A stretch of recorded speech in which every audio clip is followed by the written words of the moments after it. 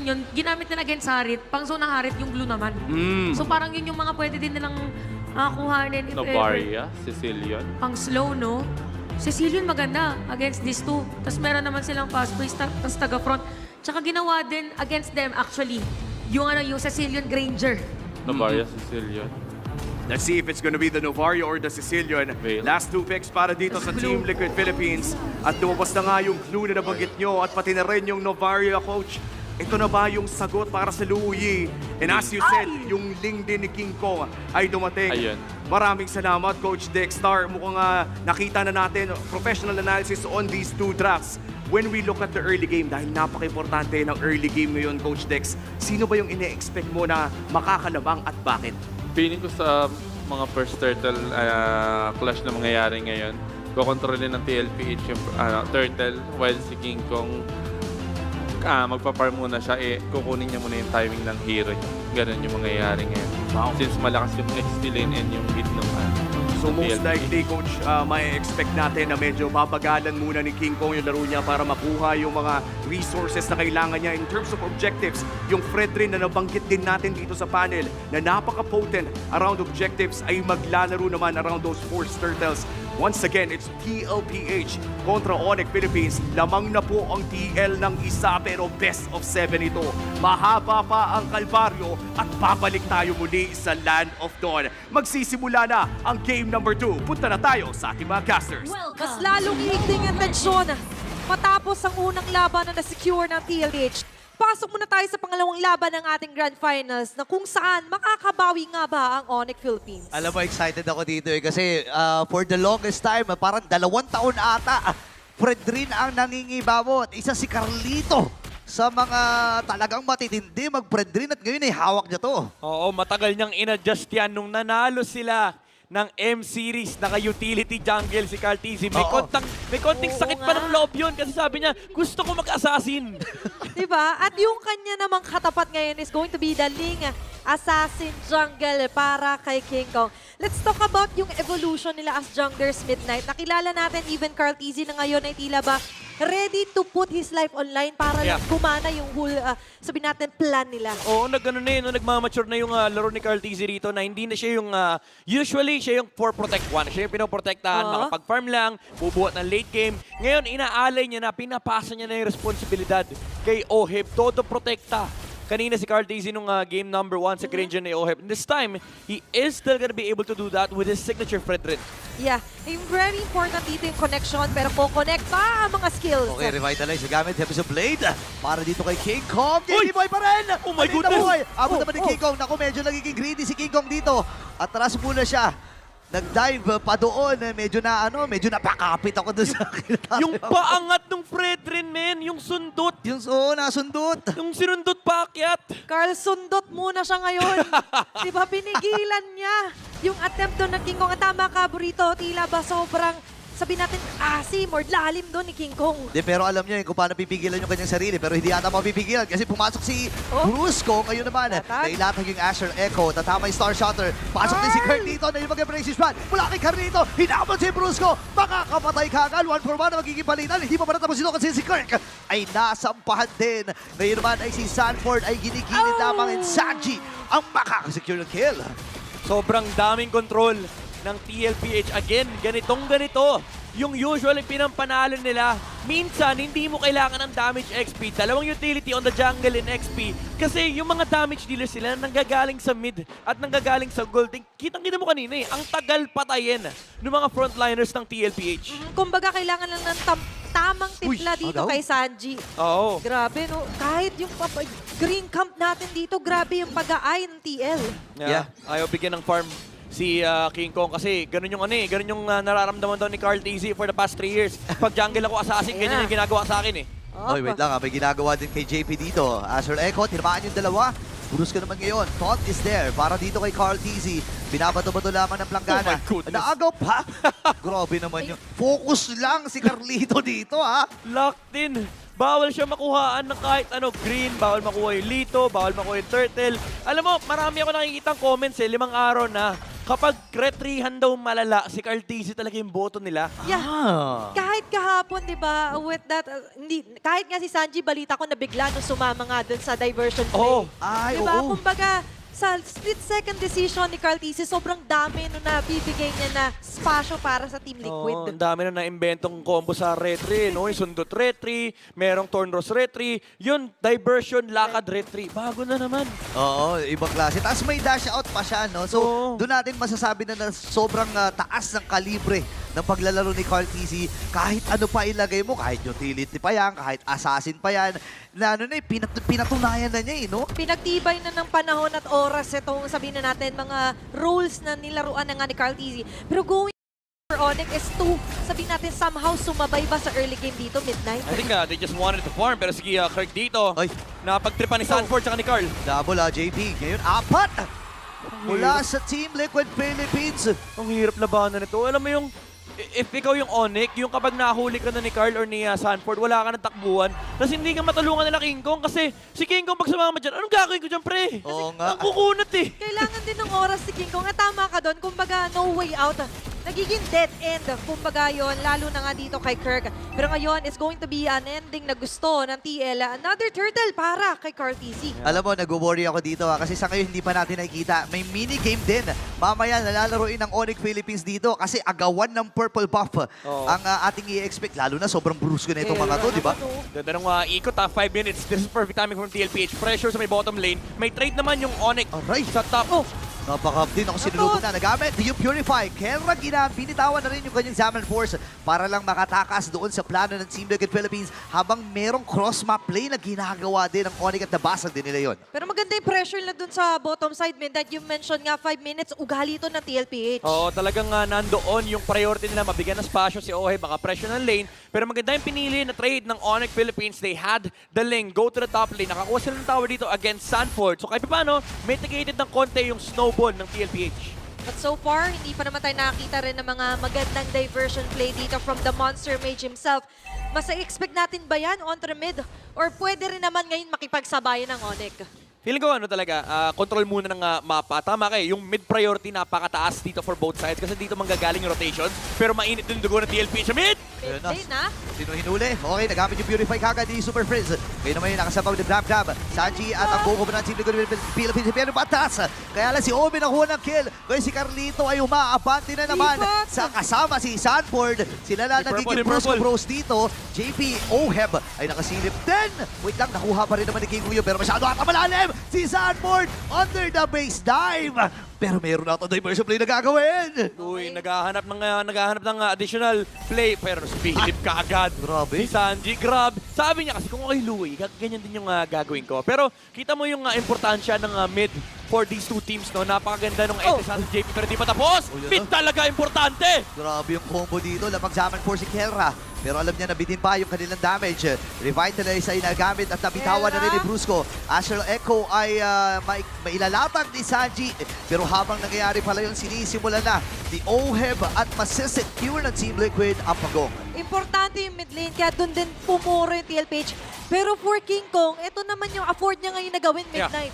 Trade lang talaga, hanap ng cross-map play, look for farm, play the perfect lane game na kung saan kapag ready ka lumaban, pwede ka mag-commit ng Tempest of Blades. Pero kapag walang magagawa dito yung Onyx Philippines, just opt to pressure the map. Kumuha ka ng side lane, mag-farm ka para at least hindi ka nabe-behind ng farm versus the Fredrin. Yeah, and even yung idea na ilaban talaga yung purple buff doon ni King Kong is actually a great idea here para sa Onyx Philippines.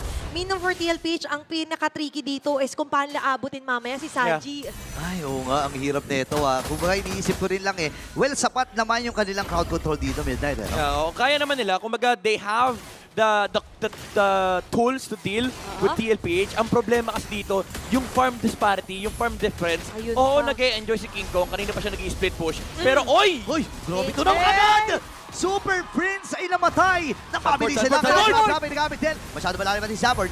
Pero sakto yung nakap! At this Nabuhay time pa! nakakuha si JP ng isa. At ang napitas, walang iba kundi si Brusco. King Pero Kong? si King Kong, andito na, lilinisan ng mga naganap. Nakakuha at nakapitas din itong Sigma Jungler. Di pa Di ka pa tapos, siya tamaan doon. ng pokes mula kay Sanji. Pero may bakbakan na naman. Naihatid kay Ohem. Wag ang baby Carl, cakes Carl. ko. Hashtag wag ang baby cakes ko. Grabe, no? 3-4-2. At sa hinaba-haba ng clash na buhay na si Sprints. Oo, ang daming skirmishes na nabubuo dito. And even si King Kong, may sarili siyang laban. Pero again, no, do take note, kanina pa nag-split po si King Kong, nakangiti naman yung link kasi nakakuha siya ng farm. Pero ang pinakamalungkot dito, ang naiipit si Kelra. Look at the gold. Yung difference nilang dalawa, 2,000 gold. Yun Wow. lamang ni Oheb over Kelra. Even though nakakapag-participate naman si Kelra sa farm, hindi siya allowed mag-farm. Kasi yung mga minions na pupunta kay King Kong, samantala sa TLPH, si Cartesi, pinapakain niya sa baby cakes niya. Iba talaga pag naaalagaan na mabuti, nag-grow. Tama. Diba? Nakita natin yung grow dito ni Oheb. Pasensya na po. Pero nakita natin for Oheb as well na kumbaga yung maturity nga sa laro ni Cartesi. Sabihin man natin lagi niyang hinahain yung sarili niya, but take note, hindi rin naman siya namamatay. Oo, kumbaga, tamang disiplina, tamang pagbibigay, and tamang paggampan dito sa kanyang responsibilidad. And syempre ngayon, with TLPH, Lord ang hinahanap nila dito para makuha nila yung mapa Yeah. muli. Ay. Naghahanap ng window dito si Kirk. Habang si Brusco naman, maganda yung box out ni Sanford. Kirk doon sa pinakagilid. Ang bilis nito, pero magdidesisyon nata ang Kelrock. Super Fam na ilaban. JB ang baba ng buhay. Papasok si King Kong dito. At si Oheb ang pinupunti rin at Tempest yung play. Play ko naman nagamit. Pero inabutan pa rin. Ay, naku! Ni King Kong at ang Sigma Jungler ay nakadalawa. Sanford ngayon ay pinupulutan ng dalawa doon sa likuran. King Kong! Tutumpa. Ngayon mag-isa na lang si Sanji. Dalo para sa Onyx. Magandang turn para sa Super Family, and nakita ni King Kong yung opportunity to jump on the back line. Naghiwalay. Yung Oo. Baby Cakes duo, hindi na protektahan ni Cartesi. Naging Yung kanilang LDR. Granger. Diba? And that's the idea, Midnight. Sinabi mo nga, kailangan paghiwalay nila yung duo na yon habang yung connection naman nila ni Oh, Kelra JP. na-activate! Wait lang laatras muna si King Kong pero matagumpay ang pagbasag ng Torre sa itaas. Ngayon yung mga sentry ay pinop na rin. Naghahabol ang Team Liquid Philippines. Okay. Buhay na rin lahat sila and yung Lord ay nasa may bandang ibaba. Yeah, medyo na-tunnel vision doon yung TLPH. After taking down the Lord, Cartesi went in. Nakipagsuntukan siya kay Kirk. Ang problema si Kelra, pinuntahan yung kaliwang side, yung left flank ng TLPH, and then nakahanap ng backside entry yung Ling. Napaghiwalay nila, again, yung Baby Kicks duo, walang kaya promotekta kay Oheb at that point. And now, Onyx Philippines, they take the map back. Yeah, very fluid yung naging sabihin na natin na formation doon na King Kong na Kelra. Sanabi nga natin, pinaghati nila yung pwersa nila, divide and conquering members of Team Liquid.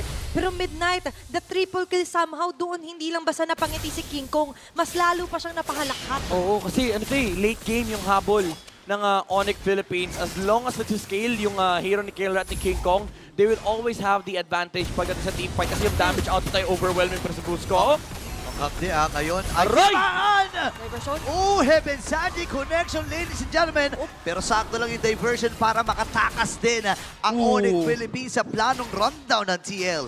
Medyo malalim yung pwesto ni Brusco doon. Knowing na may nagde-defend sa may bottom lane kasi may Lord na pumasok, Brusco was caught off guard by TLPH. Fortunately for Onyx, may mga holy defense pa naman. So kahit paano, medyo mapapatagal pa yung game na to. And King Kong, again, play the perfect lane game. Look for the trades, look on the side lanes, pressure the map. And as long as hindi naman siya basta-basta naaabot or napapatay, Oy, oy, oy, oy, oy, oy, oy. nakikita naman siya ni Cartesi. Nakakakilig pala makita na magkasalubungan si Cartesi Oo. at saka si King Kong. Oh. Tapos naka-utility si Carl, no? Parang, boy, kung ako yung link, gagawin ko rin yan. Diba? Alam ko saan ka magpa-farm, alam ko saan ka nakapwesto. And ano kasi, di ba, nakuha yung purple kanina. Sabi ni Carl, boy, may purple pa ako. Patayin niyo yung malaki, iwan niyo yung maliit, para walang purple buff si King Kong. Diba? And that's the idea talaga ngayon na nilalaban niya sa mind games ng TLPH dito yung Onyx. 9-8 ang ating current kill score. Around 2 clashes, pumantay yung pabor dito sa pagkabilang kupunan Midnight. Oo. Medyo nag-build si Carl ng Blade Armor. Just to mitigate the physical damage galing dito kay King Kong and Kirk. Usually kasi yung mga binibili ng mga tank junglers no, is yung Assault Kiras. Para at least yung percentage-based damage ay bumababa. And even si Sanford naka-Blade Armor. But I think ang reason dito is ito kasi yung pinakamataas na physical defense na makukuha nila ngayon. And then, susunod pa rito yung Assault Kiras. And all that they can muna para makadepensa talaga. It's all about surviving kasi sa dive na meron dito yung TLPH. Pero kung sa dive, kahit si Sanji, pasulong lagi yung atake ng Novaria niya. Oo, wait lang. Speaking of atake, umaatake ang TL. 18k yung buhay Walang glue, ng Lord. Alam nila na walang glue. 4v5 ang magiging laban. Brusco at ang buong komandan ng Onyx Philippines pumipwesto lamang dun sa right mid bush at nag-aabang. Tsaka tricky to kasi dahil butas nga yung top lane nila, laging may threat na pwede manggulo doon sila Super Fans. Doon magaling naman sa chase down yung Onyx. Yep, pwede nilang patagalin to honestly kahit magdamag sila mag-Lord Dance. Kasi control ng Onyx Philippines yung side lane. And yung glue is always gonna be in charge of resetting that wave. Kaya mabilis yung response dito ng Onyx Philippines. They can force a 5v4 clash. Kaso wala yung glue dito. Pwede mag-dive ng Onyx. Nilatag yung Lumaban, lumaban! Ashaneco. Uy, ang baba ng buhay ni Brusco ngayon si Card CC. Ay, naku po! Nakakuha na ng Lord! Kaya lang namatay. Ito nga si Brusco. Diversion kagad pa atras. Successful ang plano ng Onyx Philippines. Nakunin ng Lord. Kita mo yung galit ni Cartesi. Alam nilang wala silang magagawa sa Lord. And nung nakita nila yung diversion parang kay Kirk, nagharap na siya ng potential next target kaso wala talaga sila nakuha. Eh medyo kalungkutan yung nangyaring setup na yun for TLPH kasi alam nila medyo wala ka rin talaga magagawa kasi hawak ng Onyx Philippines yung side lane, hawak nila yung opposite lane ng Lord, and then nag-force ng 5v4 engagement dito yung Onyx so they had to back off habang kinuha ni Kelra and King Kong yung Lord. Ito yung kahirapan pag-compromise ang pinakabase mo. Kanina nga, lagi natin binabanggit, mahihirapan din alone dito si Carl TZ kapag wala si Sanford. Pero ngayon, dedepensa muna ang Team Liquid. Onyx Philippines mamarcha, bandang gitna, pati yung baba, naka-flow yung minion wave. May Lord na dala-dala rin. Mabilis lang to para sa Team Liquid Philippines. Hindi na sinamahan ng Onyx dahil nga naman hindi sabay-sabay at hindi nagsabay-sabay yung mga minions na kasama nila doon. So parang ibinigay na libre para sa Onyx. Pero sila na may hawak ng lead. Nirelaxan lang siguro ng Onyx dito. They want to play it safe. Knowing na alam nila na sila yung late game. Nagsiscale yung mga hero sila. Tumataba si King Kong. They now have the lead. So there's no point on exerting any extra effort na pilitin pa samahan yung Lord. Kasi basag naman yung pupuntahan na lane ng Lord. Siguro ang iniisip nila dito is naghahanap sila ng yung matinong opening para either mabasag yung mid or force a 5v4 engagement kung saan magagamit nila yung split presence ng Ling para mapaghiwa-hiwalay nila yung TLPH. Tama rin naman. Also maintaining yung figure kasi nakakuha na sila ng lead dito. Kanina nga binanggit natin, kanina shaky, pero ngayon hindi na shaky kasi dun sa pinaka-tumatangke na damage, topping the charge na dito, si Brusco at si Kirk. So kaya na nila indahin, kailangan na lang nila ng oras at nakuha na ni King Kong din yun. Sobrang ilap din kasi ni King Kong. 4-0-1 na KDA para sa Ling na laging kasama sa team fight. Para bang ang hirap isipin kung paano nangyayari yun. Pero ang Onyx Philippines, alam kasi nila kontrolado ang sitwasyon. Hindi nila kailangan isipin yung top lane. At ang importante lang para sa kanila ay humanap ng mga paisa-isang trade. Kasi matetelegraph ng Onyx kung saan yung pwesto dito ng TLPH. They're always gonna be stuck inside their base knowing na may Luo Yi.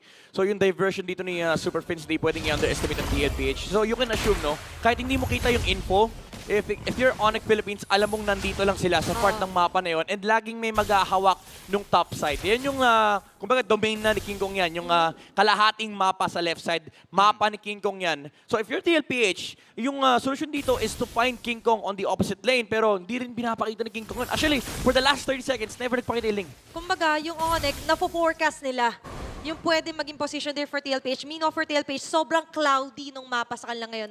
Not only that, compromised din kasi yung setup nila dito. Imagine, naka-purify po si Super Friends and Kelra na by the way, hindi rin. Ayan! Ayun, hinuli si Sanford pero may mga nagamit na skills dito ang Onyx Philippines habang nag-spread lamang itong si Sanford. Pero ganda nung heads up play ng Onyx na hindi yung Ling yung pinadala nila, 4 na members kasi alam nila pagtatangkaan ng TLPH yan Uy, nakita. Binibers! Nakita, ibuburst ata nila dito. Si King Kong ay nakasilip din Aabot, ako. Pong!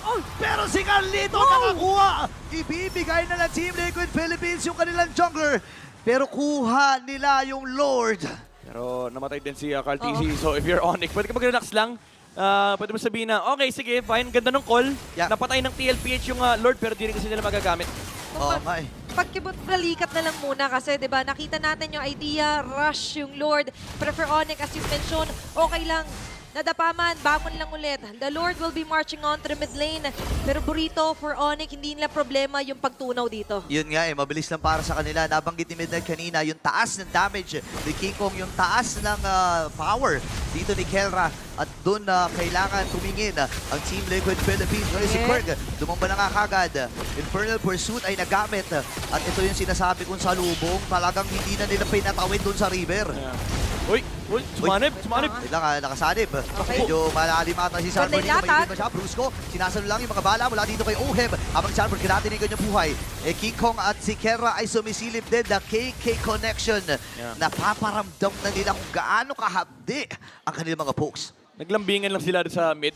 Napatay pa rin naman yung Lord sa gitna. So another reset for these two teams. Wait for the next Lord. Ang kinaganda for Onyx Philippines, napatay nila si Carl TZ after the Team Liquid bursting down the Lord. Sobrang commendable na napakatapang ng TLPH na gumawa ng ganong play. Kasi technically 50-50 yun, hindi nila nakita kung nasaan si King Kong. Kasi ang ganda ng pwesto ni King Kong never siya nakita ng TLPH for the entire setup ng slow push. Never nagpakita yung Ling up until that mid-wave. Nung nagpakita yung Ling doon, siguro na-telegraph nila magbabuff muna kaya nag-call dito yung TLPH ng burst. Pero again, hawak pa rin ng Onyx dito yung mapa. This is still their Lord to lose. Tsaka maganda na na-point mo ang tapang nila kasi imagine butas nga yung top lane nila. Any moment so, pwede ngang doon may King Kong na bigla na lang tumapos ng laban. And as you mentioned, dahil nga sa gantong sitwasyon, lagi at lagi may humahatak sa multo na kailangan lang dumepensa. Yes. Siguro yun yung concept dito ng TLPH. Parang either way, mawawala yung Lord sa atin So, just make a play. At least, di ba, you force the 50-50 kesa 0 to 100. Kasi for sure, yung Lord ay mahahawakan ng Onyx. So, this is TLPH always trying to look for plays na pwede nilang may pang-counter sa kung anumang setup na ginagawa ng Onyx. Again, super important nung top lane presence dito. At some point, may aakit dyan from Onyx Philippines. Lagi at lagi yung threat na yan 100%. Diba nakikita natin every game. Lalo nga meron silang lugi. Yan yung number 1 threat nila ngayon. Pero aside from that, uulitin lang natin na King Kong very good on to finding hiding spots. Pero ito yung nakita sa hiding spot. Ang ganda, may CCTV. Bilang ng TLPH kung ilan yung aakit dito from Onyx. Pero may diversion May diversion. So kaya lalapag yung diversion play na ito. Uy, doon pala sa may ibaba. Wag maingay. Oo, bawal yung ginawa ng TLPH kanina. Kasi ngayon hawak ng Onyx yung Lord. Wala nang pake sa top lane. Sabi nung Onyx, alam namin may threat din dyan sa top. So walang aakyat sa amin. Diba? Naramdaman and maganda nga yung idea na ganyan. Di ba basta padadaig dito ang TLPH. Pero as you mentioned, yung Lord talaga is high chance na Onyx ang makakuha na to. Pero pwedeng ilaban. Parehas walang gusto umakyat. Wala. Kasi alam nila pinagpaplanuhan sila pare-parehas. Ayaw magpakita dito ng parehas na kung sino man ang maitalaga doon. Pero kasi ang mahirap, may diversion ng Onyx Pwedeng linlangin nila doon sa gagawin ng Onyx, di ba? Pilipinas, welcome to the Lord minigame. Ito na naman tayo. Almost 21-minute game time dito, Midnight and Burrito. Grabe, But still, tingnan mo yung tagong ganito ng Onyx. Oo. Deja vu to sa ating lahat Kapal na ng ang kapal na ng stocks ni Ohai ba? 900 na. So kaya Halos pala 1,000. Oo, kaya pala ang dali i-burst nung Lord for TLPH. Pero tama ka Atine, yung wala talagang gustong gumawa ng play. Wala. Kasi delikado yung top lane, dead lane yan. Pero ito, Onyx Philippines replicating what TLPH did. Kita. Sinubukan nila yung burst. Pero ito yung problema kasi, yung vision na binibigay ni Sanji. Yun yung malaking bagay if ever hindi man nila lagi at lagi makikita sa King Kong pero enough na makita niya yung ibang member. Oy! Hindi nila nakita sa gilid si Kera at si Super Prince. Naman din nakakit si Oheb ngayon. Naghahabol ang Onyx Philippines. Si King Kong ay sinisilip na kung sino magiging target. Si Carlito ata. Pwede naman sa play na gamit. Mamamatay si Carlito. Antonio Ginami Slam. Pang-control lang sana. Pero si Kera ay nagwawala na. Tatlo ang tutok pa. Make it 4. At kumpleto pa ang Super Fam. Nasa loob pa ang Onyx Philippines sa base ng TLPH si Sanji. Kinakat niya yung wave sa top kaso may paparating sa mid. Oh my gosh, hindi na ata siya makakatakas dito. Nagamit yung Wonder Crown, pop yung immortality, lahat na pinagbibenta, lahat na pinagbibili. Pero ang Onyx Philippines, diretso lang ang kanilang misyon, kundi tapusin ang game number 2 at kunin ito. Securing their game win! Onyx Philippines! All-1 na ang ating score! Binato yung